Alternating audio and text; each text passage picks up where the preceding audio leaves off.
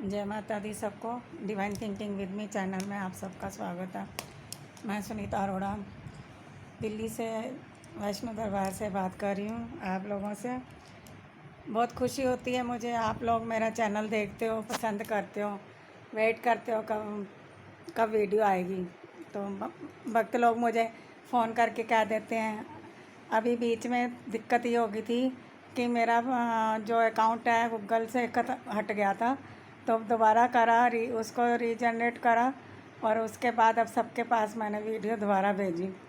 तो अगर कोई भी बात हो, आप नोटिफिकेशन आ जाता है आपको, बेल आइकॉन दबा दिया करो, सब्सक्राइब कर लो सब लोग, तो दिक्कत नहीं आएगी, किसी को भी वीडियो अपने आप पहुंच जाएगी सबके पास। तो मेरे पास एक्चुअल में अभी मैंने 2 वीडियो बनाई थी, पार्ट 1 और पार्ट 2। चौकी क्या होती है, कैसे लगती है और उसका क्या कारण होता है, तो वो वीडियो मैंने बनाई थी और मेरे से गलती से डिलीट हो गई।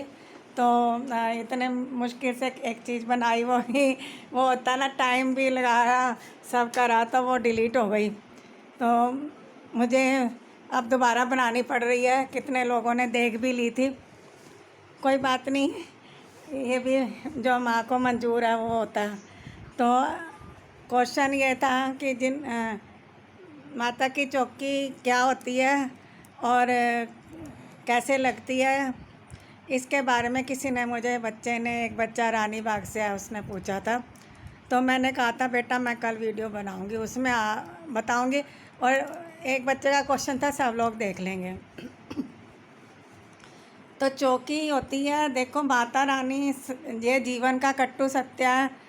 मैंने बहुत एक्सपीरियंस करा है, मैंने सब लोगों को देख लिया, सब कुछ जान लिया। जानने के बाद मैं इस निष्कर्ष तक पहुंची कि जो चौकी है माता रानी की, वो माता खुद किसी के शरीर में प्रवेश नहीं करती है। एक तो भगवान की जो मस्ती में मस्त हो जाता, वो मस्त हो जाता तो उसको अपनी सुध बुध नहीं रहती है। एक तो वो कारण होता है, परंतु वो चौकी नहीं होती, ठीक है, क्योंकि उसकी वो परमात्मा की मस्ती में मस्त हो रहा है, सिर घुमा रहा है, कुछ कुछ कर रहा है, तो वो अंदर हमारे जो 7 चक्र जागृत होते हैं, कुंडलिनी जागृत होती है, तो हमारे को कुछ ना कुछ अंदर कुछ फीलिंग्स आती हैं। ये वो तो एक अलग मैटर है। ये जो चौकी होती है, माता कभी किसी के अंदर नहीं आती, और माता कोई भी देवी देवता किसी के शरीर में प्रवेश नहीं करता बाहर से।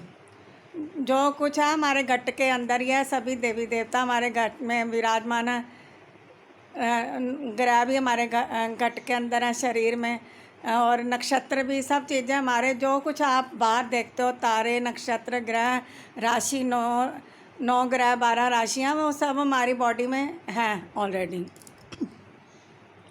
जो बाहर है वो हमारे अंदर भी है सारा कुछ। जल, वायु, अग्नि तत्व, सब चीज़ें, 5 तत्वों का पुतला, 5 तत्व हमारे शरीर में, 5 तत्व बाहर भी हैं। तो ये तो हो गई थोड़ी सी ज्ञान की बात। तो माता की चौकी शरीर जो आती है, वो रूहानी चीज़ें होती हैं, रूहानी चीज़ें होती हैं। कोई बहुत अच्छी अच्छी चीज़ें होती हैं जो लोगों की भलाई करती थी पहले, मरने से पहले, और मरने के बाद भी वो चाहती हैं कि हमें कोई ऐसा शरीर मिले, शुद्ध और पवित्र वातावरण वाला, हमारे हमारे मुताबिक मिले। तो उस शरीर को के अंदर वो प्रवेश कर लेती हैं, और उनमें प्रवेश करके फिर वो परोपकार का काम करती हैं। उसके लिए, उस शक्तियों को नियंत्रित करने के लिए एक गुरु की आवश्यकता होती है, और गुरु बड़ा सोच समझ के बनाना चाहिए। कई शक्तियों को अपनी तरफ खींच लेते हैं, बांध लेते हैं, तो वो फिर वो कार्य भी नहीं करती हैं। गुरु के पास जाओ, कोई अच्छा गुरु बनाओ, उसके बाद वो आपकी शक्तियों को कैसे चलाना, उसका संचालन कैसे करना, वो गुरु बताते हैं, और उनकी बातों को फॉलो करना पड़ता है। वो कई साधनाएं कराते हैं, कई सिद्धियां कराते हैं, बहुत सारी भक्ति कराते हैं, और उनसे क्या होता है कि जो हमारी सिद्धियां, उनको बल मिलता है, शक्ति मिलती है, और वो ज़्यादा उज्जवल हो जाती हैं और जल्दी तीव्र गति से कार्य करती हैं। और जो माता रानी है, माता रानी की आप झलक भी बर्दाश्त नहीं कर सकते। मेरे पास जब वो आई थी, तो बिल्कुल विराट रूप में आई थी। जागती आंखों से मैं देख रही थी, मैं तो आपे से बाहर हो गई थी। पूरा मल्ला इकट्ठा हो गया था, क्या हो गया सुनीता को। तो बहुत बड़ी बात है ये। और जब आई फिर मेरे को दिख रही थी, किसी और को दिख नहीं रही थी, तो मैंने अपने हस्बैंड को बोला कि मुझे पन्नी में से लौंग दे दो, हमारे घर के हालात ख़राब थे। मैं और एकदम से अचानक आ गई। अब मुझे अचानक ही कोई भगवान आपके पास आ जाए तो आपकी क्या हालत होगी, इसीलिए मैं पागल हो गई थी। और वो देख के मेरे हस्बैंड डर गए थे, कहते तू आज के बाद भक्ति मत करियो, इस तरह से बोलते थे मुझको। तो इस तरह वो आई, फिर मैंने इनको बोला लौंग का जोड़ा, और इनको माता रानी की जोत जगा के इन्होंने मेरे मस्तक पे घी लगाया, तब थोड़ा सा मैं अपने आप में आई। उसके बाद उसकी झलक भी बर्दाश्त नहीं हम कर सकते। हमारे शरीर के अंदर तो कोई भगवान जो आत्मा रूपी भगवान बैठा है, वो ही साफ नहीं है। वो बहुत अच्छी लगती है मुझे चंचल की 2 लाइनें। अंदर तेरे ढेर मैल ना तोता मुल ना जावे, गंदी था कुत्ता भी नहीं बंदा, तेरा रब किस तरह आवे। तो कैसे परमात्मा आ जाएगा, हमारी आत्मा इतनी मैली है। हम पता नहीं कितने कितने पाप कर्म करते हैं, जाने अनजाने में किसी को दुख देते हैं, किसी को सुख कुछ करते हैं, किसी की आत्मा दुखाते हैं, किसी के साथ बहुत बुरा व्यवहार करते हैं। तो हमारी आत्मा तो शुद्ध आई नहीं।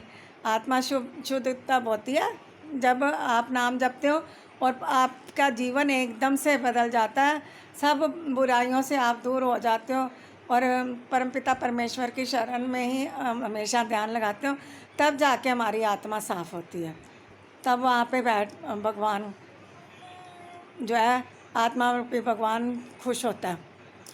इस तरह से चौकी का दिन डिसाइड किया जाता है। उनका गुरु बताता है कि आप मंगलवार को बैठो, बुधवार को बैठो, शनिवार को कोई भी अपना वो शक्ति जो है उस दिन में आपको आएगी, सारा दिन लोगों की सेवा करेगी। जितनी जितनी जिस बंदे की पावर होती है उतना उतना वो कार्य करता है। कोई तांत्रिक होता है, बहुत ज़बरदस्त तांत्रिक होता है, तो वो उसकी शक्ति ज़्यादा होती है तो वो अपनी उस शक्ति से कार्य करता है। किसी की शक्ति कम होती है, वो अपने जितनी शक्ति है उतनी काबिलियत के हिसाब से वो शक्तियाँ कार्य करती हैं। अब मेरे अंदर ये है कि मैं प्रार्थना करती हूँ, मेरी प्रार्थना माँ सुनती है। तो भूत प्रेत भी कर लेती हूँ मैं, पर करती नहीं हूँ, क्योंकि मेरी जन्म कुंडली में ये चीज़ें नहीं हैं, इसलिए मैं करती नहीं हूँ। तो परिवार है मेरा, अपना छोटा सा परिवार है, उसमें मैं भूत प्रेतों को करके मुझे उसकी कोई एबीसी नहीं आती कि उनको क्या कहाँ ले जाना, क्या करना, उनका ये सब विद्याएँ मुझे नहीं आती, ना मैं करती हूँ अभी। जब माता रानी का हुक्म होगा, माँ कुछ मुझे आज्ञा देगी तब करूँगी। अभी सिर्फ प्रार्थना करती हूँ। प्रार्थना से ही जब लोगों के दुख दूर हो रहे हैं तो मुझे तो उसमें क्या नाम है, तंत्र में जाने की ज़रूरत भी क्या है, ना मैं नॉलेज सब चीज़ों की है, जाऊँगी नहीं, ना किसी का बुरा करूँगी, ना किसी को करने दूँगी। बात यहीं तक है।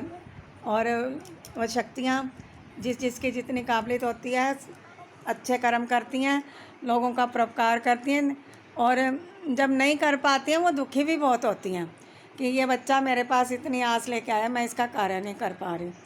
तो और मेरे हिसाब से मैं बहुत भटकी हूँ। मैंने कोई चौकी, मुसलमान की जगह, कोई दरगाह, कोई पीर पैगंबर, कोई सिख ईसाई, कोई नहीं छोड़ा, सब जगह पे गई, परंतु मेरा कार्य किसी ने नहीं करा, क्योंकि मेरे ऊपर इतनी ज़बरदस्त तांत्रिक क्रिया हो रखी थी और देवता उल्टा कर रखा था, मसान छोड़ा हुआ था। वो मसान भी एक देवता के रूप में होता है, जिसका नाम काशीराम भैरव है। तो ऐसी चीज़ें छोड़ रखी थी और धीरे धीरे मैं माता रानी जब आई, उसके बाद उन सब चीज़ों को माँ ने अपने आप ही ख़त्म कर दिया, क्योंकि काली रूप में आई थी, विराट रूप में आई थी।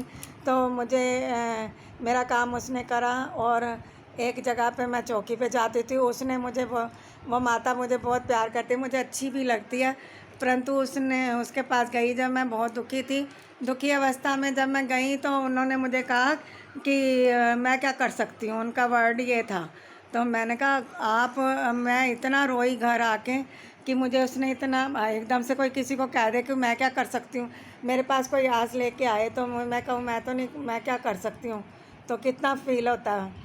तो मुझे बहुत फ़ील हुआ। कुछ दिन बाद मुझे खुद ही आ गई इंट्यूशन कि ठीक तो कहा उसने कि मैं क्या कर सकती हूँ, करना तो परमपिता परमेश्वर में ने है, तो हम उसी की शरण में जाएं, उसी को याद करें। तो एक दिन क्या हुआ, मैं जाना नहीं छोड़ा था, फिर भी मन में कुछ मतलब कि मेरा को था कि शायद मेरा यहाँ पे कुछ हो जाएगा, जाना नहीं छोड़ा। क्योंकि वो मुझे पता था वो तांत्रिक क्रिया नहीं करती, बहुत अच्छी माता जी हैं और लोगों जितना हो सके भला करती हैं। तो मेरे को एक ने वहाँ पे सरदार जी बैठे थे, उन्होंने मुझे बोला कि आप बेटा किस लिए आई हो यहाँ पे। मैंने कहा मेरे को प्रॉब्लम है, ऐसी ऐसी घर में दिक्कतें हैं। तो कहते तेरी दिक्कतें तो सारी तू खुद दूर कर सकती, यहाँ किस लिए आई है। मैं कहा मेरे को तो आता कुछ नहीं, मेरा शरीर भी साथ नहीं देता, मैं क्या करूँ।